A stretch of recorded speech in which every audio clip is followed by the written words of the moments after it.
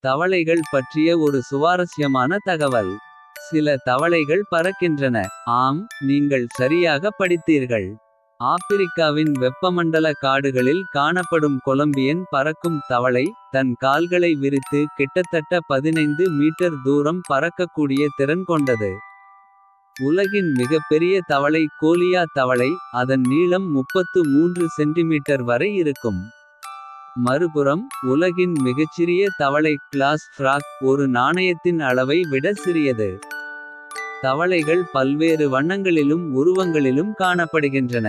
சில தவளைகள் மிகவும் பிரகாசமான நிறங்களைக் கொண்டிருக்கும். இதுவே அவற்றை வேட்டையாடுபவர்களிடமிருந்து பாதுகாக்க உதவும்.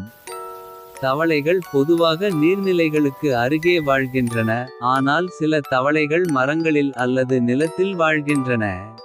பெரும்பாலான தவளைகள் பூச்சிகள், புழுக்கள் மற்றும் சிறிய